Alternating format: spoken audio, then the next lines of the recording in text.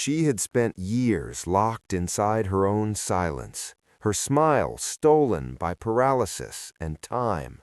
Then, one quiet afternoon in a crowded diner, something impossible happened. A billionaire's son watched from across the room as his mother's face shifted, a faint smile, trembling but real. The shock hit him harder than any business failure ever could. But the person who made it happen wasn't supposed to matter, at least not to him. She was just a waitress, just another face he'd never truly seen before. What he learned next would shake everything he thought he knew about kindness, prejudice, and worth. For years, Marcus lived the kind of life people wrote headlines about. A billionaire tech founder known for his sharp suits, philanthropy speeches, and the kind of calm confidence that money seems to buy. But behind that cool exterior was a man quietly losing hope. His mother, once the anchor of his world, had been paralyzed after a stroke. No treatment, no luxury clinic, no state-of-the-art device could bring back her radiant smile. Visits to her private care home turned into silent rituals, him talking, her staring, emotionless. One rainy afternoon, when business meetings and spreadsheets weren't enough to fill the ache, Marcus stopped for lunch at a modest roadside diner. He didn't know why. Maybe it was guilt, maybe exhaustion. Everything there felt too ordinary for someone used to private jets. The chipped plates, the hum of old fans, the faint smell of coffee and fry oil. Yet something in that quiet, unpolished place was about to shake him far more than any corporate scandal. Because in this simple diner, a stranger would show him a truth no fortune could ignore, and it would force Marcus to confront not only his blindness to others' worth, but the deeper prejudice buried in the world around him. The diner hummed with quiet chatter and the clink of cutlery, the kind of ordinary sound Marcus rarely heard anymore. He sat in a corner booth, stirring his coffee, his mind half in a boardroom somewhere else, until he saw her. At first, she was just another waitress, moving between tables with careful grace, young, black, her name tag crooked, her apron faded. But there was something striking about the way she carried herself, steady, dignified, yet cautious. When she approached Marcus's table, he noticed the subtle weariness in her eyes.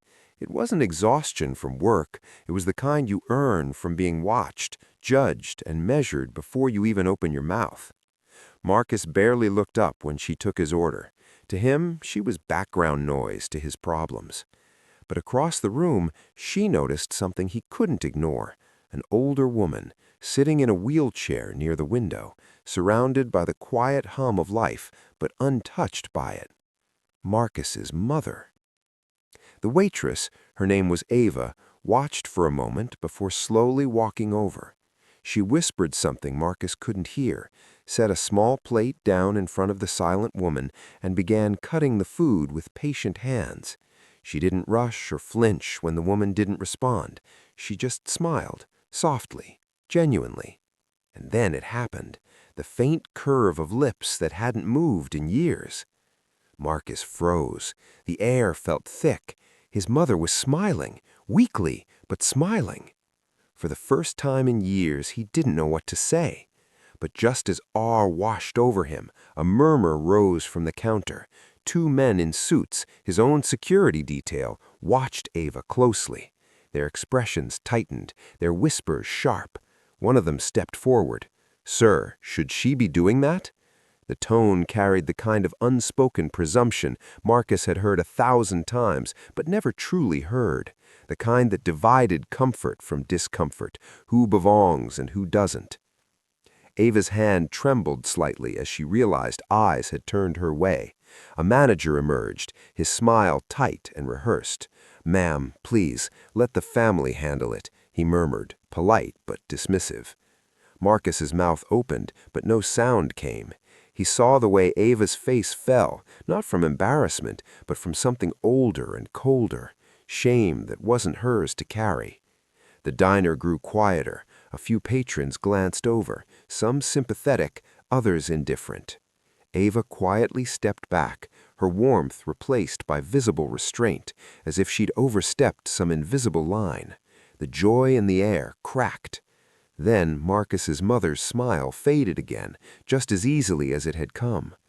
It hit him like a punch, the energy, the light, the moment, gone, because kindness had been silenced by authority, by perception, by the quiet cruelty people excuse as policy. Marcus looked at Ava, really looked, and saw fear standing where compassion had been. That moment hung heavy in his chest, a slow burning ache that told him something much deeper was wrong. And as the rain outside began to fall harder, he realized this wasn't just about his mother's smile anymore. It was about every unseen act of grace crushed beneath society's quiet, practiced prejudice. And Marcus, for the first time, felt the sting of looking away. Marcus stood there, heart pounding as tension crept across the diner like a fog you could almost taste. The manager's voice cracked the air again, this time louder, more authoritative. "Ma'am, please step away." Ava froze, her hands trembling just above the wheelchair's armrest. All around, eyes turned toward her, not in gratitude but interrogation. A cascade of murmurs and half-heard judgments rippled through the room. Should she be touching her? Does she even work here? Marcus's mother sat still once more, her brief smile fading like a candle smothered by wind. And in that flicker of loss, something inside Marcus snapped. He felt years of privilege and distance crumble beneath the weight of clarity. He stood up, voice shaky but loud enough for the whole diner to hear. "Why are you stopping her?" The words startled even him. The room went still, waiting. The manager hesitated. "Sir, she was making your mother uncomfortable." "Uncomfortable?" Marcus's voice cracked now, the fury raw. "She made her smile for the first time in 6 years." Ava took a small step back, her eyes glistening, torn between gratitude and fear. She knew this kind of scene never ended cleanly for people like her. One of the suited bodyguards shifted uneasily, muttering something about protecting the family's image. That phrase burned through Marcus's chest like fire. The family's image. That was the language that had kept people silent, erased kindness, and excused cruelty. For the first time, Marcus saw the entire room for what it was, a portrait of quiet racism dressed up as order, the owner apologizing to him instead of her, the servers avoiding eye contact, the patrons pretending it wasn't happening. He turned to Ava, his voice unsteady but fierce. "You did nothing wrong." The silence that followed felt endless, heavy with reckoning. Somewhere behind him, his mother's lips quivered again, not a full smile, but enough. Marcus looked around the diner, realizing that the real paralysis hadn't been his mother's alone. It was everyone's, the stillness of a world too afraid to face its reflection. And as tears blurred his vision, one truth rang louder than the storm outside. He couldn't stay silent anymore. The storm outside softened to a drizzle, but inside the diner, everything had shifted. Marcus's words hung in the air, raw and trembling, echoing louder than any argument he'd ever won in a boardroom. The manager backed away quietly. The other diners turned back to their coffee cups, pretending not to witness a moment that demanded something of them. Ava stood still, unsure whether to smile or walk away. Then Marcus's mother reached out, her hand unsteady yet deliberate, resting gently over Ava's. The room seemed to exhale.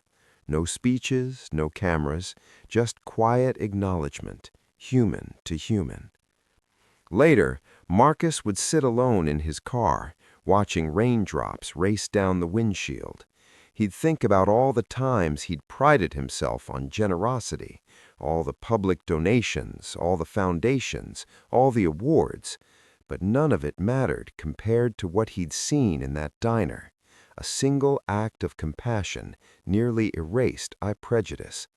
For the first time, he realized that charity without understanding is just another kind of distance. The next morning he returned, not with reporters or security, but with respect. He made sure Ava's kindness was recognized, promoted, and protected. Yet what lingered with him most wasn't her gratitude, it was his shame and his determination to change. In time, Marcus used his voice to speak for those who couldn't. He funded programs that didn't just feed, but listened, clinics that didn't just heal, but saw. And in every speech, he remembered the waitress who reminded him that humanity isn't measured by wealth or success. It's tested in the quiet moments when no one's watching. Because racism doesn't always roar. It whispers in judgment, in fear, in silence. And maybe the real question now isn't whether we notice it, but whether we choose to.